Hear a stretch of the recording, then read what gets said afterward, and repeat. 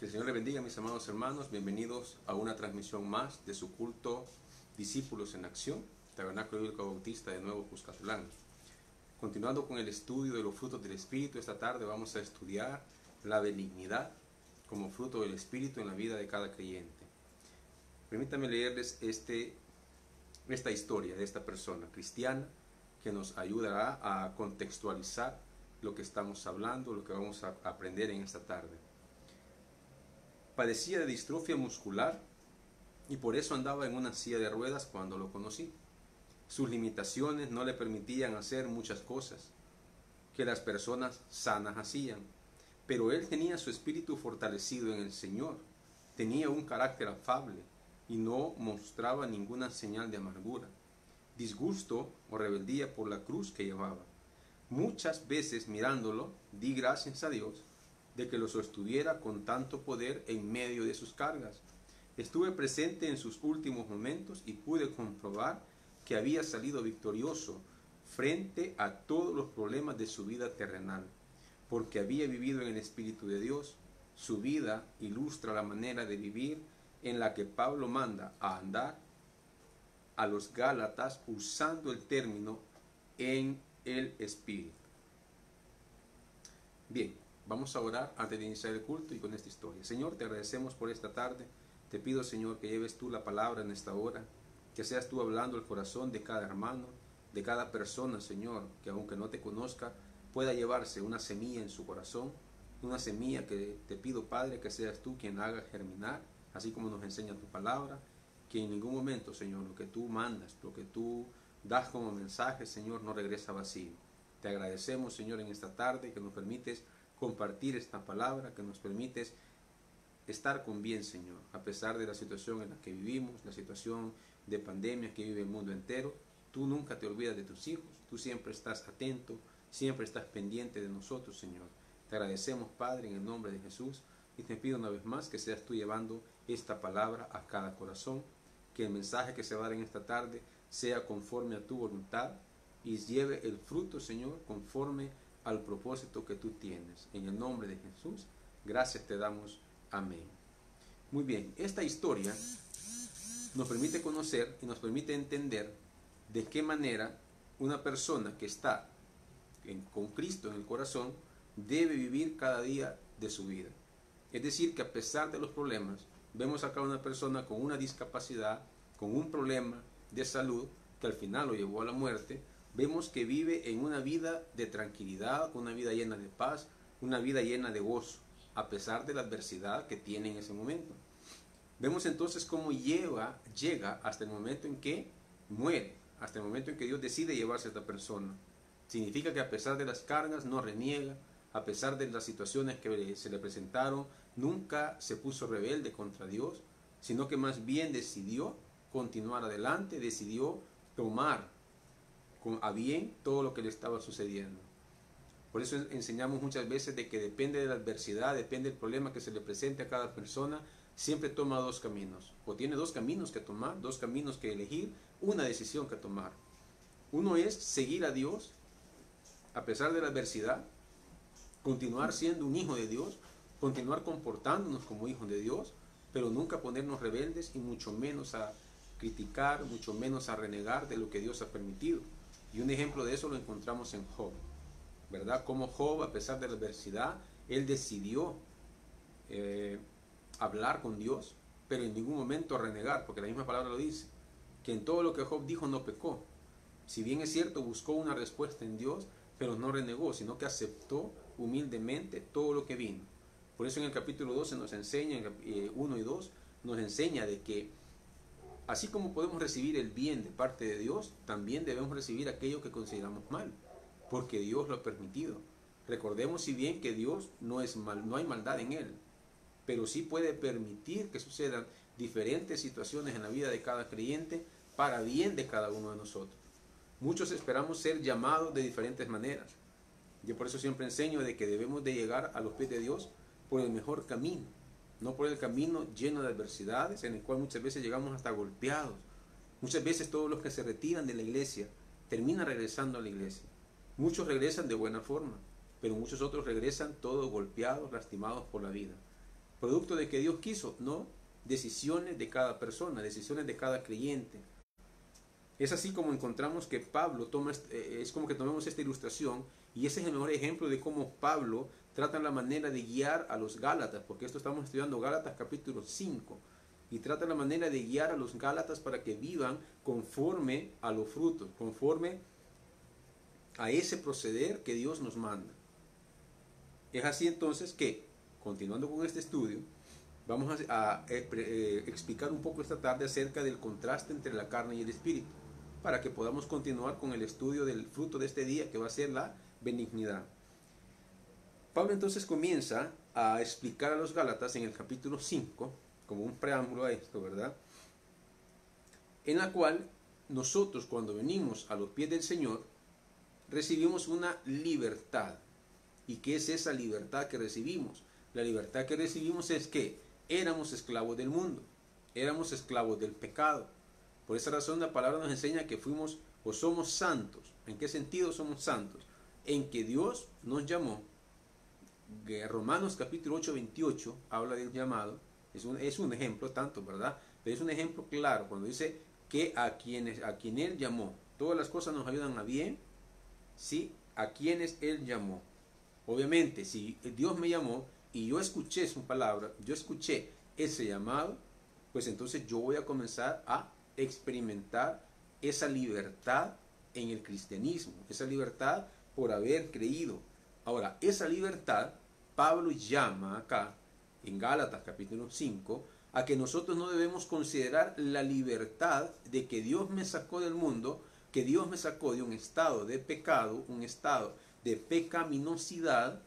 Recuérdese que todo aquello que es contra Dios es pecado. En Dios no habita el pecado, en Dios no hay maldad. Es por eso que Pablo entonces llama a que una vez que nosotros hemos sido libertados del mundo, libertados del pecado, no debemos considerar eso como una libertad para vivir en el pecado. A eso le llamamos libertinaje. El libertinaje muchas veces que toman los cristianos es porque piensan aquella palabra que hay que tener mucho cuidado. Es una doctrina que hace muchos años se comenzó a predicar y a practicar por muchas personas, que es salvo, siempre salvo. Las 3 S le llamamos nosotros, ¿verdad? Salvo, siempre salvo. Y aquella que nos enseñaban de que mire, aquel que roba poquito, el que toma poquito, o sea que todo poquito, en algún momento eso se corrigió. Y gracias a Dios y gloria a Dios por eso, porque se corrigió, al menos en nuestra iglesia como tabernáculo. Aquel que todavía vive de esa manera, sepa que está haciendo algo indebido. ¿Por qué? Porque la palabra nos enseña, si yo obedezco, tengo que obedecer completo. Yo no puedo obedecer a medias. Una obediencia parcial es desobediencia total. Escuche, una obediencia parcial es desobediencia total. Porque Dios no me pide que obedezca a medias. Dios me pide, o sos hijo de Dios, o sos cristiano, o crees, has nacido de nuevo, 100%, completo. O estás todavía entre frío o caliente. Estás tibio. No sos ni frío ni sos caliente, que es lo que Apocalipsis nos enseña que Dios abomina. Al que es tibio dice que vomitará de su boca. O se define si es frío o caliente. O está en el cristianismo o está en el mundo. Hay personas que están con un pie en la iglesia y con un pie en el mundo. Hay personas que están viviendo una vida desordenada, que se dicen ser cristianos, pero están con un pie en la iglesia y con un pie en el mundo. Dios nos manda que definamos cómo debemos estar. Obviamente nos manda acá en su palabra que debemos vivir conforme a los frutos del Espíritu y no tomar la libertad de que alguien le haya dicho a usted, usted ya es salvo. El que alguien me diga, usted ya es salvo, no significa que yo debo vivir una vida desordenada. Una vida en la cual yo creo que por ir a la iglesia estoy cumpliendo una cuota o estoy cumpliendo una demanda que Dios me da. La palabra no nos enseña eso. Todos los días de nuestra vida yo debo cuidar nuestra salvación. Primera carta de Pedro, capítulo 1, nos enseña eso. Debemos cuidar nuestra salvación tan grande que Dios nos ha dado. Recordemos que nuestra herencia, dice 1 Pedro 1, nuestra herencia es incorruptible, no puede ser manchada ni contaminada y está en el cielo para cada uno de nosotros. Pero debemos cuidar esa salvación. Debemos caminar cada día en nuestras vidas, primero agradando a Dios, con todo lo que hacemos.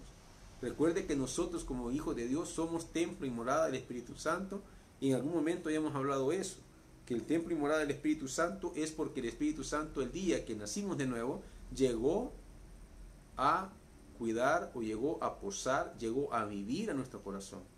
Y cada uno de nosotros debemos creer eso. Debemos creer que Dios nos ha guardado por medio de su Espíritu. Y por medio de la fe caminamos. Los creyentes caminamos por medio de la fe. Y eso no se le debe de olvidar. Luego, el ser humano fue creado para conducirse de acuerdo a lo que Dios nos determina, a lo que Dios nos dicta. ¿Y qué es lo que hace el Espíritu Santo entre nosotros? Siempre hemos dicho, el Espíritu Santo es una de sus funciones principales, es guiar al creyente. Guiar al creyente en la vida que día a día va a llevar a partir de que nacimos de nuevo hasta que Dios nos lleve a su presencia.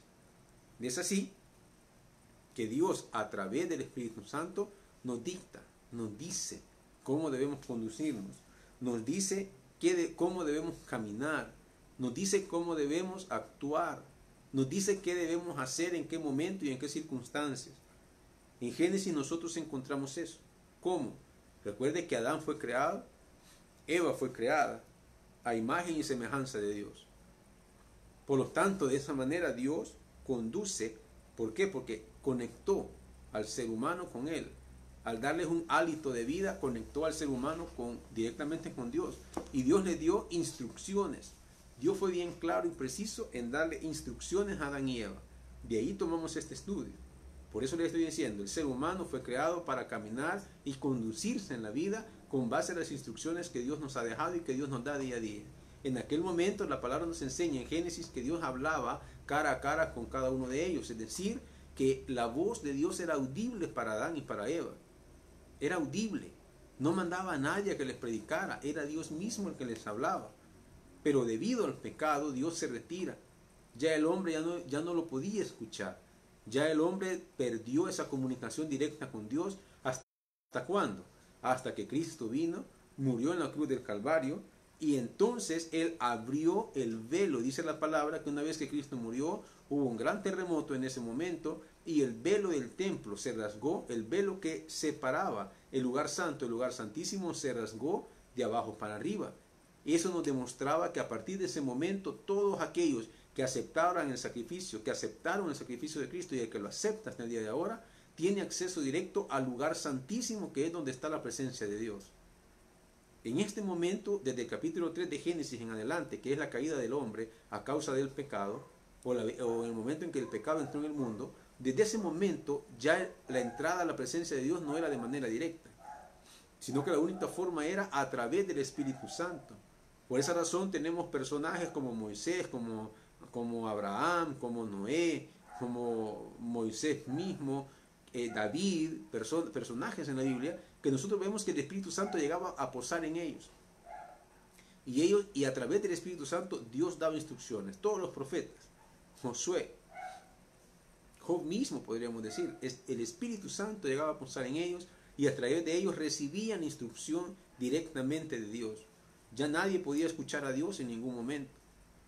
Es ahí entonces que nosotros debemos entender que ya de la cruz en adelante todos tenemos, ojo, todo el que ya recibió ese sacrificio de Cristo, tenemos acceso al lugar santísimo, porque el Espíritu Santo llegó a posar, y ya no para retirarse, porque en el Antiguo Testamento el Espíritu Santo llegaba y se retiraba.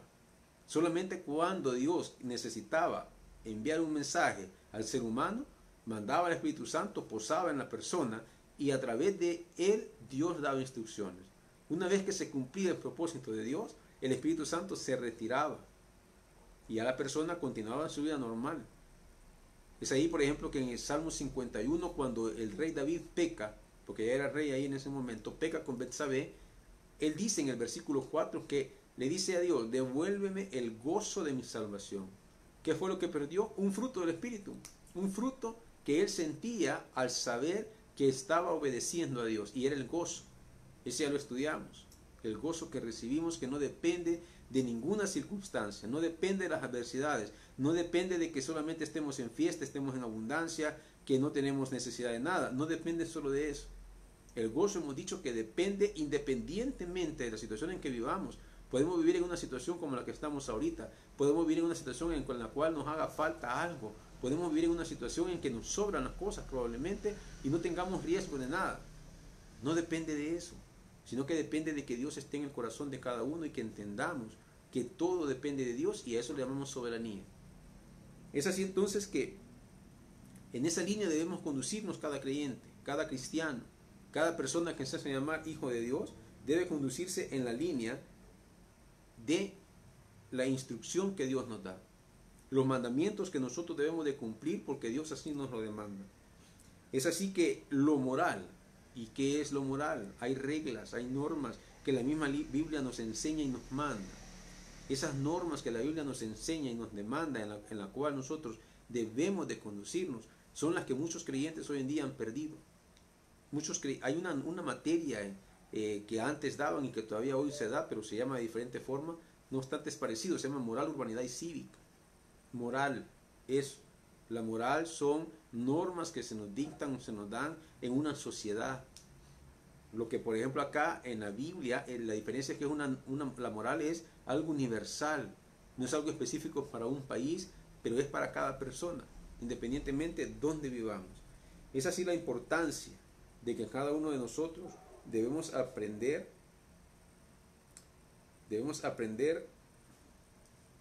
a vivir conforme a lo que Dios nos demanda, conforme a lo que Dios nos enseña. Es así entonces que Pablo hace un contraste entre vivir en la carne y vivir en el Espíritu. Vivir en el Espíritu es vivir conforme a ese caminar que Dios dicta. Y entonces encontramos que es una elección que cada cristiano debe entender. El vivir por las obras de la carne, a pesar de que se es cristiano, debemos entonces de hacer un análisis interno y decir, bueno, ¿soy creyente o no soy creyente? ¿He nacido de nuevo o no he nacido de nuevo? Porque si un cristiano dice ser cristiano, pero vive bajo las obras de la carne, hay que hacer un análisis interno. Pero si somos un cristiano que vivimos o queremos vivir todos los días, caminamos y nos esforzamos por vivir bajo los frutos del Espíritu, pues entonces vamos caminando bien. Debemos pedir a Dios que nos dé esas fuerzas, que nos dé esa energía, que nos dé esa vitalidad, que nos dé esa conciencia para poder escoger vivir bajo los frutos del Espíritu. Porque es la única garantía que tenemos de que todo lo que emprendamos y todo lo que hagamos vamos a salir en victoria, pero sobre todo vamos a agradar a Dios con todo ello. Siguiendo entonces con el estudio, como un preámbulo, como una introducción a este tema, para que comprendamos la importancia de vivir bajo los frutos del Espíritu, que ahí los tenemos, y muchos nacemos, algunos probablemente son atributos, podríamos decir, con los cuales algunos atributos de esos nosotros ya lo traemos, pero no los hemos desarrollado en algunos casos. Hay unos que solamente dependen del Espíritu Santo, pero hay otros que, si bien ya los traemos, pero la fe, por ejemplo, todos nacemos con fe, pero depende la fe cómo la desarrollamos. A muchos en la religión tradicional se nos enseñó a tener fe o confianza en los santos, y ese es el asunto, fe tenemos. Por ejemplo, un niño pequeño que su padre le diga, tírate que yo te voy a agarrar aquí en mis brazos, el niño se tira, esa es fe. Cree en su padre que lo va a agarrar. No piensa que lo va a soltar y el niño se va a golpear o lastimar. El niño no piensa eso. Por eso ya nacemos con algunos atributos, con algunas acciones como estas, emociones o sentimientos que todos tenemos. Pero el punto es que a medida vayamos avanzando en nuestra vida, los vamos desarrollando. Pero depende para muchos, en muchos casos, de cómo lo desarrollamos. Hay otras personas que tienen fe en otras personas. Hay otros que tienen fe en un libro. Hay otros que tienen fe en otras religiones, en lo que el líder religioso les dice. Eso es tener fe, pero una fe equivocada. No la fe que la Biblia demanda que debemos de tener. Es así entonces que la benignidad es algo similar. Todos nacemos, la benignidad es sinónimo en algunos momentos, o tiene la base algo de la bondad. ¿Y qué significa eso? Sobresale porque el ser benigno significa no ser egoísta. El ser benigno significa no ser cruel. El ser benigno significa que a mí me ayuda a ponerme en una situación de empatía con las demás personas. ¿Y qué es empatía? Ponerme en el lugar de las demás personas. Que aunque a mí no me esté pasando, por ejemplo, puede ser una enfermedad, aunque a mí no me esté pasando, a mí me ayuda la benignidad a entender a esa persona y no a juzgarla. Porque muchos cristianos lo que hacen es que cuando una persona se enferma, muchos cristianos es criticar y juzgan. Dicen, se lo merece. Dicen, ha de andar en pecado y ha de andar haciendo cosas que a Dios no le agradan. Dicen, porque hizo esto, esto y esto, está bien que le suceda. Recuérdese que Dios dice que nosotros no debemos alegrarnos por lo que le pase a otra persona. Porque hoy es ella, mañana podemos ser nosotros. Y podemos necesitar también nosotros en algún momento determinado. Por eso la Biblia nos demanda que debemos ser benignos. No debemos ser crueles ni egoístas. Debemos pedirle más bien a Dios por alguna situación que le pase a un hermano. Debemos ayudarle en la manera en que nosotros podamos. Una oración puede ser una ayuda. Porque repito, en algunas ocasiones hay personas que me dicen, mire, pero es que no tengo dinero para poder ayudarle. No todo es de dinero. Les he dicho muchas veces, una llamada puede significar mucho para una persona. Una oración puede significar mucho para una persona. Una palabra de aliento puede significar mucho para una persona. Pero muchos lo queremos encerrar como que todo es material, como que todo es que tenemos que ir y dar algo en específico para poder decir que estamos ayudando. No, en la vida cristiana no es así. Muchos necesitan orar por intercesión. Muchos necesitan orar por uno mismo. Muchos necesitan hablar y dar un mensaje de aliento y de ánimo a otras personas. Eso es la vida del cristiano. Todos nos complementamos en un momento de necesidad. Ser benigno implica entonces no ser egoísta ni ser cruel, sino ser empático en lo que nosotros hacemos. La benignidad es un atributo que caracteriza al creyente. Fíjense bien. Es un atributo que caracteriza, es decir, que tiene que verse en cada persona. Tenemos que poder ver la benignidad porque en ella Cristo se refleja día con día. Por ejemplo, cuando en la Biblia se nos enseña en los evangelios que Jesús le dio de comer a 5,000 hombres. En otro texto parece que Jesús le dio de comer a 3,000 hombres. Y no habían 3,000, ese es un dato símbolo, digámoslo de esa forma. Porque eran 3,000 hombres, 5,000 hombres, pero probablemente habían mujeres, habían niños. Entonces no eran 5,000, eran muchos más. ¿Cómo Jesús fue benigno en ese caso? Imagínense que este es un reflejo muchas veces también, incluso hasta de nosotros. Vienen los discípulos en ese momento, ya era tarde, y le dicen los discípulos a Jesús, Jesús, hay que despachar a la gente, envíalos a su casa, porque ya es tarde. En vez de decir, hay que darles alimentos, todo el día han pasado con nosotros, no han comido, y no los podemos mandar sin comer. Entonces viene Jesús y les dice, no, dice, ellos hay que darles de comer, no los podemos mandar así. Pues entonces vienen ellos y empiezan a ver lo material, que es lo que les digo, lo material, y dice, pero no tenemos nada. ¿Cómo no? Ahí está esto y está esto. Había unos peces y unos panes. ¿Qué hace Jesús? Hace un milagro. Hace un milagro en el cual Él permite multiplicar eso poco que tenían y compartirlo con todas esas personas. Fue benigno porque se puso en el lugar de esas personas que no habían comido nada y probablemente si los mandaba a casa, probablemente no tenían comida. Pero Él tenía algo que darles, además de la palabra que les había enseñado, tenía algo que darles. Entonces fue empático, se puso en el lugar de ellos. De esa manera nosotros debemos reflejar en nuestras vidas lo que Jesús hizo, lo que Jesús hace. Y por eso es que debemos nosotros reflejar esa benignidad en todo lo que hacemos. No ser crueles con las personas, no ser egoístas, no ser envidiosos, ser empáticos. Recuerda la palabra, empáticos. Entonces, Gálatas nos enseña, en 5, 22 y 23, hemos dicho esto, mas el fruto del Espíritu es amor, gozo, paz, paciencia, benignidad, bondad, fe, mansedumbre y templanza. Por lo tanto, la benignidad está estrechamente relacionada con la bondad, la gentileza. Ahora bien, si uno es bondadoso, también puede ser bueno y apacible. La benignidad entonces me ayuda a ser bueno y apacible. Recordemos, no por ser buenos vamos al cielo. Somos buenos porque ya somos cristianos. Somos buenos porque reconocemos que lo que Dios hizo en nosotros, nosotros también debemos hacerlo para con las demás personas. Efesios 4:32 nos dice lo siguiente: antes sed benignos unos a otros. Ya aplicando lo que estamos estudiando. Recuerde, la Biblia no es solamente la interpretación de un versículo. Tenemos que verlo a la luz de todas las palabras. Les acabo de explicar que desde Génesis hasta el Apocalipsis Dios nos demanda que debemos ser, o nos definimos, somos fríos o calientes, pero nunca tibios.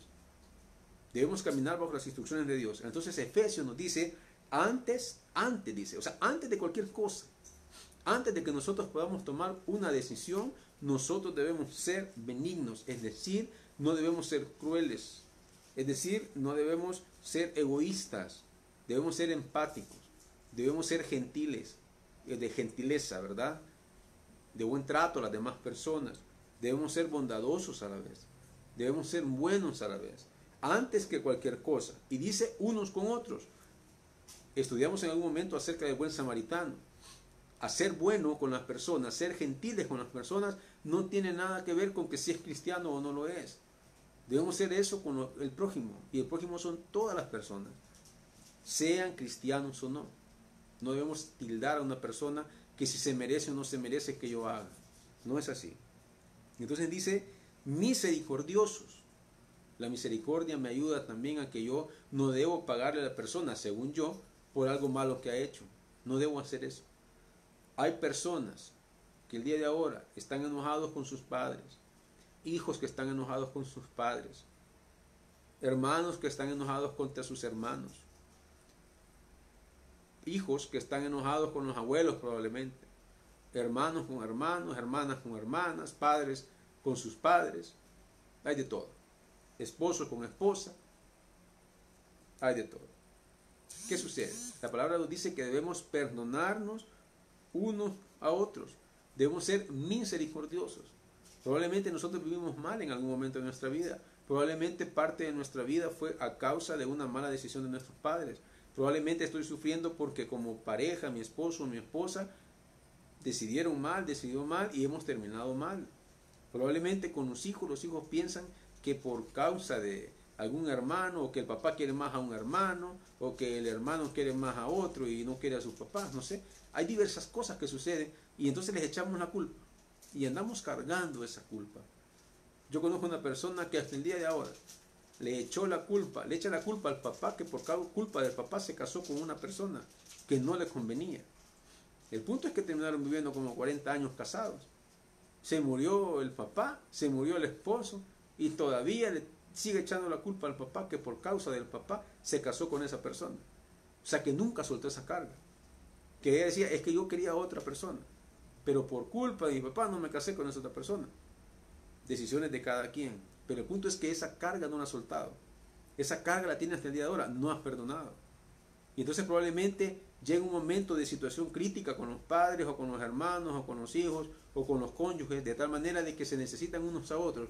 Y lo que dicen es, estás pagando por lo que has hecho. Yo no voy a hacer nada. ¿Qué estamos haciendo? Pagando mal por mal. Cuando la Biblia nos enseña que debemos vencer el mal con el bien. Pero nos enseña la Biblia aquí que debemos perdonarnos unos a otros. Porque dice, como Dios también nos perdonó a vosotros en Cristo. Por eso la benignidad es un reflejo de Cristo en nuestras vidas para con las demás personas. Si se fija, la benignidad no es para nosotros. La benignidad es reflejada hacia las demás personas. No es para que yo viva bien solo porque yo quiero. Sí, obviamente voy a vivir bien y eso tiene que entenderlo. Cuando hacemos buenas obras, cuando hacemos buenas cosas, nosotros nos sentimos bien. Pero las hacemos porque sabemos que le hemos ayudado a alguien. Sepa usted entonces que al hacer eso nosotros estamos ayudando a alguien y es como que Dios haya ayudado a esa persona. Y en efectivo así es. O efectivamente así es y así funciona. Por lo tanto, la palabra Efesios 4:32 nos pide eso. Colosenses 3:12 dice, vestíos pues como escogidos de Dios, santos y amados, de entrañable misericordia. Entrañable, acuerde que es algo que usted anhela, una misericordia que debemos anhelar tener y que las personas anhelan que nosotros tengamos y seamos misericordiosos, pagando a las personas no por la maldad que cometieron, sino por el bien que nosotros podemos hacer. Me recuerdo una ilustración que comentaba un pastor que dice de que había una pareja, un matrimonio, en el cual el hombre inconverso, la señora cristiana, pero el hombre le gustaba andar con mujeres, era un mujeriego. La señora oraba y oraba y oraba y nunca desistió en orar por su esposo, porque a él le gustaba tener muchas mujeres, no una, sino que muchas mujeres. Tenía complejo del rey Salomón, le decía yo. El caso es que en una de esas tantas que andaba con muchas mujeres, andaba con una persona que terminó embarazándola. Cuando esta persona tuvo su hijo, tuvo un niño, se dieron cuenta o le detectaron que esta mujer tenía cáncer y que era un cáncer que no podía ser curado.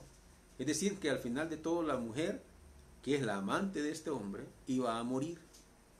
La esposa del hombre, cuando se dio cuenta, ella sabía con qué mujeres andaba, y aún así no lo había dejado, porque ella estaba esperando en el Señor que Él rectificara, que Él cambiara, porque era su esposo.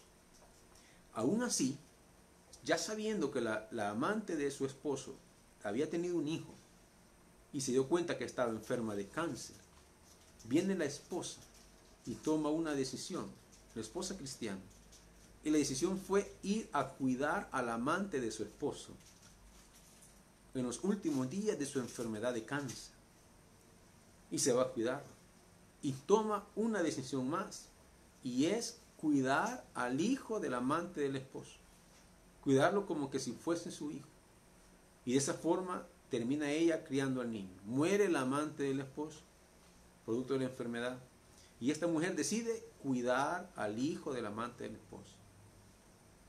Pero el esposo, aún con esa experiencia y aún con esa situación, decide y continúa teniendo más mujeres. Y ella continúa orando por su esposo. Al fin de tantos, digámoslo así, Dios dice o Dios responde. ¿Y cómo responde? Pues el hombre muere en un accidente. Porque el otro agravante que tenía el hombre, cuando andaba con mujeres y andaba borracho incluso, pasaba enfrente de la casa o se las llevaba incluso para que la esposa viera con qué mujer andaba. Todavía llegaba a esa situación. Al final de tantos entonces el hombre muere producto de un accidente. Pero ¿qué encontramos? La misericordia. En este caso, la esposa mostró misericordia en este caso. ¿Por qué? Porque no le pagó al hombre como debía de pagarle. Dejó en manos de Dios toda la decisión, todo lo que tenía que ocurrir o lo que tenía que pasar. Dejó en manos de Dios todo. No se alegró por eso. Ella hizo lo que tenía que hacer. Mostró misericordia, mostró paciencia, mostró benignidad en ese caso. No mostró crueldad, que es lo contrario. Ser benigno es no ser cruel. Mostró benignidad, quiere decir, se puso en los zapatos de otra persona, se puso como mujer y decir, hay un hijo que cuidar y yo lo voy a hacer. Hay una mujer que está sufriendo, no hay quien la cuide, yo lo voy a hacer, a pesar del daño que le pudo haber hecho. Entonces la palabra benignidad implica todo eso, y luego dice la palabra de benignidad, de humildad, de mansedumbre y de paciencia. ¿Qué nos dice entonces? Vestíos como escogidos de Dios. Y esto que acabamos de leer, Colosenses 3:12, vestíos de ¿qué? De misericordia, de benignidad, de humildad, de mansedumbre, de paciencia. Estamos hablando de los frutos del Espíritu.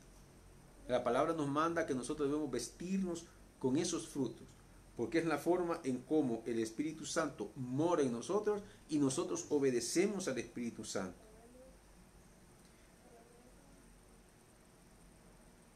Ahora bien, ¿a dónde vamos a mostrar nosotros cada uno de estos frutos del Espíritu? Recuérdese, se nos debemos mostrar de una manera pública, desde nuestra casa, en nuestro trabajo, en nuestra iglesia, en el día a día, en la calle. Fíjense que muchas veces uno no sabe que otra persona va a la iglesia, porque muchas veces la iglesia, la congregación es mucha, y a uno lo conocen probablemente. Entonces, en varias ocasiones, a mí me ha tocado ir, por ejemplo, a un supermercado o andar en la calle y de pronto toparme con alguien que tal vez pasó un problema. Por ejemplo, puede ser un pequeño choque que uno tiene, o tal vez en un supermercado. Imaginen un supermercado que alguien se le mete en la cola, ¿verdad? Y por lo que no tiene paciencia, no quiere esperar, y tal vez uno se enoja con el cajero. Imagínense usted, y el cajero es cristiano. A mí me ha pasado, no que yo me haya enojado, sino que cuando ya el cajero termina de pasar todo, Dios le bendiga, pastor, me conozco, no sé quién es. Y entonces viene a mi mente y dice, ¿y si yo hubiera actuado de una forma negativa, o le hubiera contestado mal, o hubiera tratado mal a otra persona porque solo se fue a meter en la cola? Me pongo a pensar, porque eso es parte del testimonio de todo cristiano. ¿Qué hubiera pasado? El hermano se hubiera quedado y menos mal que es pastor, ¿verdad? Porque eso dice la gente. O sea, el pastor no se puede equivocar, todos los demás sí se pueden equivocar. Porque cuando el pastor se equivoca dice, menos mal que es pastor. Entonces uno se pregunta y dice, ¿qué pasa si hubiera actuado así? ¿Qué pasa si en la calle encuentro a alguien y de pronto hay un pequeño choque? Y usted se baja del carro gritando improperios, palabras soeces, maltratando a la persona. Y de pronto la persona que se baja es un miembro de la iglesia. Imagínense eso. No estamos reflejando la vida cristiana como debe ser, ni los frutos del Espíritu como debe ser. Por eso que dice que debemos reflejar estos frutos del Espíritu donde sea que estemos, en la casa, en la calle, en nuestro trabajo, en la iglesia misma. Ya les he mencionado que muchos tenemos doble cara. Y digo tenemos porque me tengo que incluir. Somos humanos y en algún momento podemos fallar. Y tenemos doble cara porque en la casa somos una cosa y en la iglesia somos todo amor. En la casa no queremos barrer la casa y en la iglesia vamos a barrer toda la iglesia para que el pastor se dé cuenta, para que la congregación se dé cuenta y todo el mundo se dé cuenta que usted es el mejor servidor. Pero en su casa no sirve. En su casa tal vez hay que rogar, la mamá se enoja, la mamá le regaña, el papá le dice hace esto y el hijo no hace caso, pero en la iglesia hace todo, hace de todo. No, la Biblia nos dice que debemos hacer de todo eso en nuestra casa, en la iglesia, en el trabajo, en la calle. No se lo olvide. Nosotros debemos de preocuparnos porque los demás vean en nosotros la imagen de Cristo.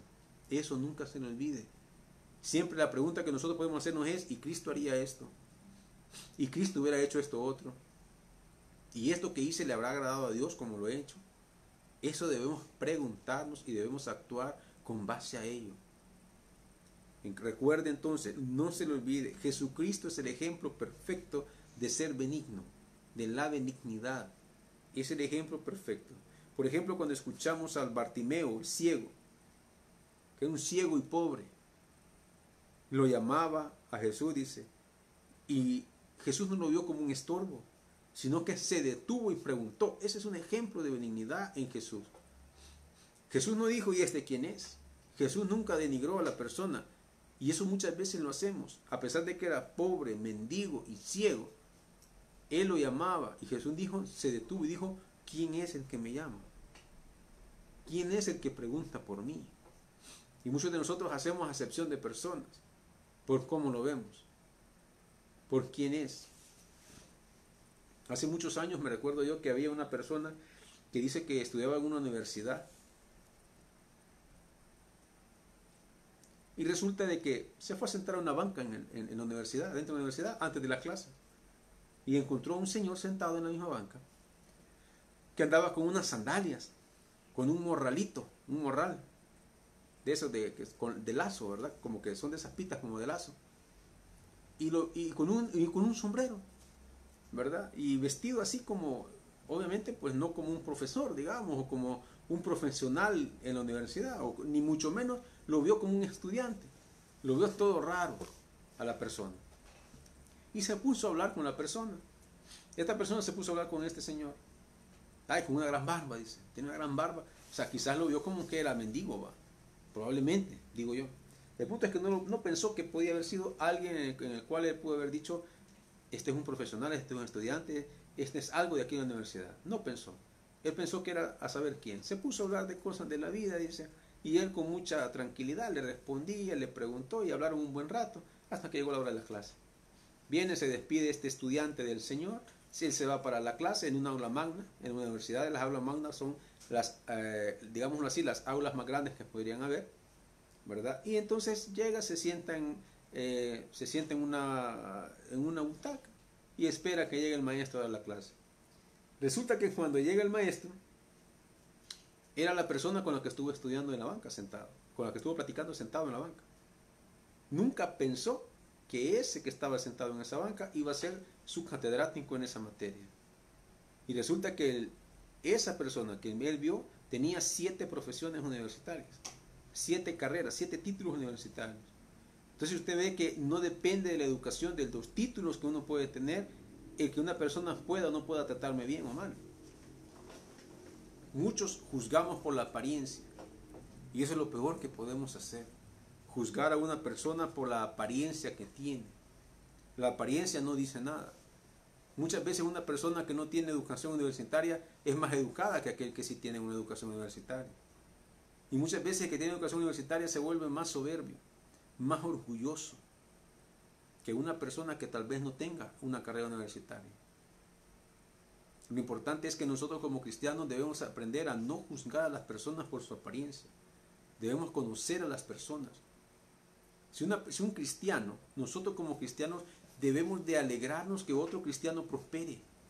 Debemos alegrarnos que otra persona vaya creciendo, porque eso significa de que el Espíritu Santo está obrando en esa persona, que Dios lo está bendiciendo no por gusto. Pero todos quisiéramos crecer sin ningún esfuerzo. Tenemos que actuar, tenemos que caminar conforme a la palabra, y entonces yo podría decir cada día voy creciendo y Dios va poniendo bendiciones a mi vida porque ya las puedo administrar. Caso contrario, Dios no va a permitir que tenga bendiciones. Entonces muchos juzgamos y entonces dice, es que el hermano está creciendo porque a saber dónde está robando. El hermano hoy anda en carro porque a saber qué malo anda haciendo. Y lo peor del caso es que si no prospera, que ande en pecado. Total, a todos los juzgan por igual. Tenga o no tenga, los terminan juzgando. Seamos como Cristo, dice la palabra. Entonces dice en Marcos 10:51, ¿qué quieres que te haga?, le pregunta Jesús al ciego. Luego, con mucha misericordia y compasión, le restauró la vista. Porque eso fue lo que él le pidió. No vio su apariencia entonces. Hay una persona que me dijo una vez, y a mí no se me olvida, dijo lo siguiente. Lo que pasa, dijo, es que si Dios me pone en el corazón, dijo, darle algo a alguien, yo no ando viendo si esa persona tiene dinero o no tiene. Porque muchos, dice, a pesar de que uno dice, Dios me ha puesto en el corazón, pero cuando yo veo a quién me dicen que yo le dé algo, yo veo que esa persona le sobreabunda todo lo que tiene. Y entonces ya no le doy. No, dice, cuando Dios me pone en el corazón, tenga o no tenga abundancia, tenga o no tenga dinero, yo a esa persona yo le doy lo que Dios me manda que le dé. Entonces eso es juzgar. Nosotros pensamos que aquel que tiene en sobreabundancia, pensamos que no necesita. Y yo siempre he dicho que es el que más necesita. Aquel que no tiene, también necesita. Pero muchas veces digo, cuando el que tiene más necesita es porque piensa que porque tiene mucho, no le hace falta nada. Pero no le podrá hacer falta nada material. Pero en lo espiritual puede andar en tinieblas y lo más perdido que podamos imaginar. Por eso es que no debemos hacer acepción de ninguna persona, y Cristo es el mejor ejemplo de ser benigno.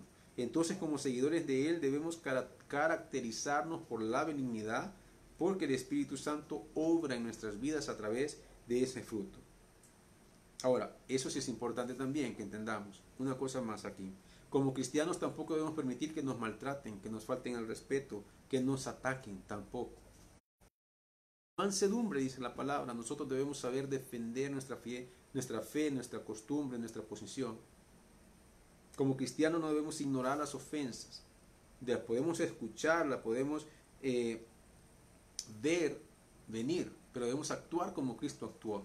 Se recuerdan en algunas ocasiones que a Cristo, cuando lo estaban atacando, lo que él hacía era guardar silencio, no abría la boca, se callaba.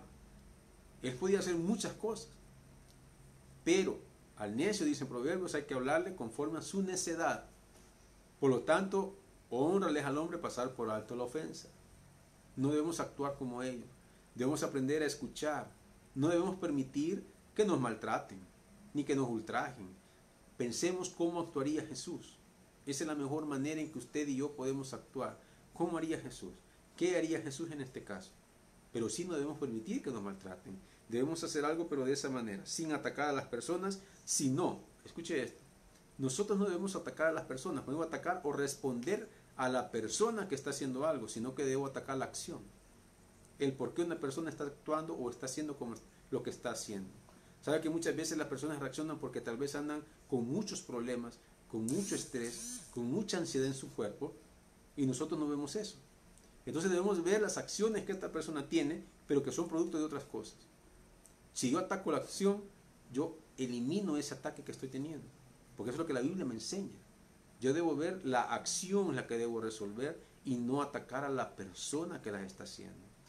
Como hijos de Dios debemos aprender a ver eso. Y recuerde que el mejor ejemplo y modelo que tenemos es Jesús, con sus acciones, y con todo lo que él hizo a lo largo de toda su vida y ministerio acá en la tierra. Luego, cómo Dios demuestra su benignidad a toda la humanidad, porque recuerde que Dios también tiene estos atributos. Su mayor acto supremo de benignidad para cada uno de nosotros, para el pecador, fue la oportunidad de ser salvos. Recuérdese que todos nosotros, cada uno de nosotros, cuando no éramos creyentes, teníamos como pago, teníamos que pagarle a Dios. Y es lo que Él nos mandaba. ¿Qué? ¿Qué teníamos que pagar? La falta por el pecado. Y nuestro pago tenía que ser el infierno. Sencillo. Nadie podía entregarse a sí mismo para pagarle a Dios por lo que Él demandaba. Nadie. La paga de cada uno de nosotros por causa del pecado, si no reconocemos al Señor, es el infierno. Aquí no es por ser buenos, ni por rezarle a un santo, ni por creer en una imagen, nada, ni por venerar una imagen, ni por hacer penitencias, ni por ir a confesarse por una persona, nada, ni por seguir a un hombre, ni por seguir otro libro que no sea la Biblia. Pensamos que nosotros vamos a ser salvos y que nos vamos a librar del infierno. Nada, eso no existe. La única forma, dice la palabra, que el único camino entre Dios y el hombre es Jesucristo. Que el único sacrificio único y perfecto que encontramos en la Biblia fue el sacrificio de Cristo en la cruz del Calvario. Es así que dice Tito 3:4 al 6, pero cuando se manifestó la bondad de Dios, nuestro Salvador, y su amor para con los hombres, salvó no por obras de justicia que nosotros hubiéramos hecho, que es todo lo que le acabo de mencionar, sino por su misericordia. Es decir, que nos pagó no conforme a lo que merecíamos, por el lavamiento de la regeneración, que es el nuevo nacimiento en cada persona, lo que habla Juan capítulo 3, por el lavamiento de la regeneración y por la renovación en el Espíritu Santo. Día a día el Espíritu Santo nos ayuda a renovarnos, día con día, el cual derramó en nosotros abundantemente por Jesucristo nuestro Salvador. Ese es el mayor acto de benignidad que nosotros hemos recibido del Señor. No se le olvide. Así como Dios pudo haber hecho eso en nosotros, nosotros podemos hacer lo mismo con las demás personas. Nosotros podemos hacer exactamente lo mismo con los demás. Da un acto revestido de la misericordia de Dios para con todos. Ojo, aunque el Señor tenía toda la potestad de destruir a los pecadores, Él fue paciente, fue benigno y tiene el propósito de guiar al arrepentimiento a toda persona. Igual nosotros en nuestra vida cristiana debemos tener el propósito de guiar a los que no se han arrepentido al arrepentimiento, pero la mejor manera de poder llevarlos a ese lugar, al arrepentimiento, es a través de nuestro testimonio, es a través de lo que nosotros hacemos. Qué bonito es cuando una persona le dice a usted, en Él puedo confiar y puedo creer lo que me está diciendo, porque Él demuestra lo que es. Porque sin necesidad que me lo digan, yo veo en Él que es una persona en la cual se puede confiar. Yo veo en Él, está diciendo entonces, el reflejo que Cristo tuvo aquí en la tierra. Una persona en la cual se podía confiar, que hacía lo que decía y que actuaba conforme a la palabra. Vea Romanos 2:4 lo que dice, o menospreciáis las riquezas de su benignidad, paciencia y longanimidad, ignorando que su benignidad te guía al arrepentimiento. El mejor acto que nosotros podemos hacer es que las personas vean su testimonio y a través de ese testimonio poder guiarlas al arrepentimiento, que eso es lo que Dios hizo en nosotros. Luego veamos qué expresiones nosotros podemos tener de benignidad de Dios. Nos perdona de nuestro pecado. Ese es un acto de benignidad de Dios. Provee para nuestras necesidades. Es un acto de benignidad. ¿Por qué? Porque no solo nos salvó, no solo nos dio el arrepentimiento, sino que también satisface nuestras necesidades emocionales, físicas y mentales. O materiales, perdón. Necesidades emocionales, físicas y materiales. Nos protege en momentos de peligro. Es un acto de benignidad. Nosotros podríamos en algún momento proteger a otra persona, incluso poniendo muchas veces o exponiéndonos muchas veces nuestra vida con respecto a otra persona. Hay personas que hacen eso. Y muchos de nosotros pudiésemos no llegar a ese punto, pero en el caso de Dios, imaginen, dio a su Hijo. Es un acto de benignidad. Nos protege en momentos de peligro. ¿Cuántas veces Dios nos ha cuidado y nos ha protegido de situaciones difíciles en nuestra vida? Probablemente estábamos a punto de que alguien nos asaltara y de alguna manera Dios permitió que esas personas ya no llegaran a nosotros ni nos tocaran. Son actos en los que Dios nos protege de peligros. Y tal vez muchos ni cuenta nos hemos dado. Pero usted debe saber que solo Dios puede hacer eso. Porque nos ama, tiene un propósito con nosotros. Y nosotros lo mejor que podemos hacer con Él es obedecerle. Responde nuestras oraciones. Eso es parte de la benignidad de Dios para con nosotros. No es cruel. Recuerde. O sea, Dios es un Dios de amor. Responde nuestras oraciones y nos da el don de la vida eterna, el regalo de la vida eterna. Recuérdense que nadie pudo haber hecho algo mejor que habernos regalado la vida eterna, porque no ha permitido que nosotros pagáramos con lo que debemos pagar, ir al infierno. Dios en un acto de benignidad dice, yo no quiero que esta persona esté en el infierno, depende de la acción de la persona, o sea, de si recibo a Cristo, sí o no, y si lo recibe, Dios lo ha liberado del infierno. Debemos darle gracias a Dios en todo momento, porque no nos va a permitir llegar al infierno. Pero debemos de dar día con día en nuestras vidas agradecidos con Dios. Recuerde que el agradecimiento no es simplemente decir gracias. Tiene que ver con la acción que yo hago después. ¿Cómo? Con agradar a esa persona. O sea, ser agradecido, sino que ser agradecido implica diariamente yo poder mostrar ese agradecimiento. Entonces para con Dios es lo mismo. Yo debo ser agradecido con Dios cada día de mi vida. Darle gracias significa dar un momento de mi vida todos los días en agradecimiento a que Dios no ha permitido que yo vaya al infierno. Luego la presencia de Él con nosotros. A pesar de que en Hebreos 13:5 dice, no te desampararé ni te dejaré. Porque Él dijo, no te desampararé ni te dejaré.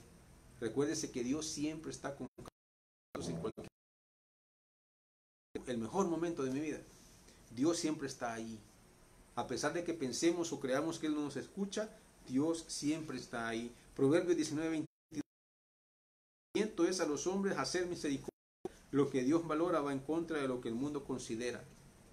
Lo que Dios valora es lo que el mundo considera de otra manera.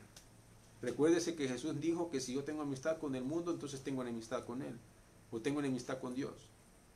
Si yo hago o estoy de amigo con las cosas del mundo. Zacarías 7:9 dice, así habló Jehová de los ejércitos diciendo, juzgad conforme a la verdad y haced misericordia y piedad cada cual con su hermano. Ese es un acto de benignidad. Hacer misericordia y piedad cada cual con su hermano. Y por último, en 1 Pedro 3 dice, si es que habéis gustado la benignidad del Señor, después de disfrutar de la gracia y de la bondad de Dios, debemos añadir a nuestra vida la benignidad. Recuerde que Dios nos ama y dio lo más preciado de Él, a su Hijo, para que nosotros pudiéramos ser salvos. Devolvamos un poco de eso para ser agradecidos con el Señor, no solo porque me regaló la vida eterna o me ha regalado la salvación, sino porque eso es lo que Él nos demanda que hagamos. Y con eso sepamos que nosotros podemos agradar al Señor cada día de nuestra vida. Vamos a orar. Señor, te agradecemos en esta hora por tu palabra. Te pido, Señor, que nos ayudes a que cada día de nuestras vidas nosotros podamos caminar conforme a los frutos del Espíritu. Que nosotros podamos, Señor, añorar, que podamos, Señor, tener ese deseo en nuestro corazón de practicar, de poner en práctica, Señor, de poder vivir conforme a lo que tú nos demandas. Ayúdanos, Señor, a no ser cruel, a no ser egoístas. Recordemos que la benignidad es lo opuesto a la malignidad. Maligno es toda aquella persona que es mala, que piensa, ejecuta, hace actos de maldad.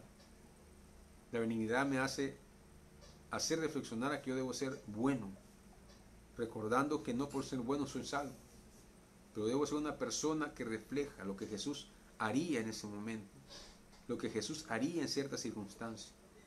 Ayúdanos a entender y a reflexionar, Señor, en que a ti te agradamos, Señor, con que nosotros caminemos y actuemos conforme al llamado que el Espíritu Santo hace en cada uno de nosotros.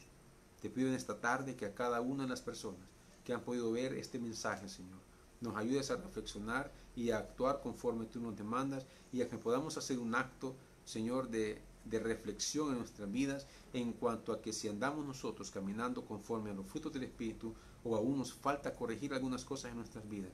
Ayúdanos, Señor, a corregir, ayúdanos, Señor, a entender, ayúdanos, Señor, a rectificar aquellas cosas que hemos estado haciendo mal y ayúdanos, Señor, a agradecerte y a agradarte, Señor, con todo lo que hacemos. En el nombre de Jesús oramos, Señor, en esta tarde. En el nombre de Jesús te lo pedimos. Y a usted, mi amigo hermano, que no ha recibido al Señor, yo le invito a que en esta tarde usted pueda tomar esa decisión de poder entregar su vida al Señor, de poder iniciar una nueva etapa en su vida en la cual usted pueda ser llamado hijo de Dios, como la palabra nos lo enseña. Usted puede estar ahí sentado, usted puede decir, ¿y eso cómo lo hago? Usted puede hacer eso llegando en oración al Señor, pidiéndole en oración al Señor, diciéndole, Señor, yo reconozco que soy pecador. Reconozco que la única forma en que yo pueda ser perdonado y puedo nacer de nuevo es a través de aceptar el sacrificio de Cristo en la cruz del Calvario. Yo te pido, Señor, que me permitas recibir a Cristo como el Salvador de mi vida, que su sangre pueda limpiarme de todo pecado y de toda maldad, que el Espíritu Santo pueda llegar a morar en mi persona, en mi ser a partir de esta hora, y que seas tú gobernando mi vida todos los días de aquí en adelante. Haga esa oración, hable con el Señor de esa forma y de todo corazón pueda decirle al Señor que Él sea el que le guíe de aquí en adelante. Congréguese en una iglesia que predique la sana doctrina, porque muchos pueden estar viendo este mensaje y no son de un tabernáculo o de Nuevo Huatlán o de otro lado, pero pueden llegar a una iglesia donde predique la sana doctrina. Es lo importante cada día en el conocimiento de la palabra, como nos lo enseña Colosenses capítulo 1, versículo 9, para que seamos llenos de la sabiduría y el conocimiento de lo alto, el conocimiento de Dios, no el conocimiento del mundo, porque el mundo me aleja del Señor. El mundo me acerca a pecado, pero la sabiduría que viene de lo alto me acerca a Dios. Así que le invito a que se pueda congregar, a que pueda seguir aprendiendo a través de estos mensajes, y pedimos al Señor que podamos siempre poder tener esta transmisión para que muchos crezcan. Señor, te agradecemos en esta hora, gracias porque nos has permitido llevar un mensaje más. Te pedimos, Padre, por cada predicador, te pedimos, Señor, por cada hermano que va a escuchar cada predicación, cada mensaje, para que seas tú bendiciendo su vida, bendiciendo todo lo que hace. Y gracias te damos, Señor, porque nos ayudas a poder transmitir y compartir tu palabra a muchos que lo necesitan. En el nombre de Jesús oramos. Amén. Dios les bendiga.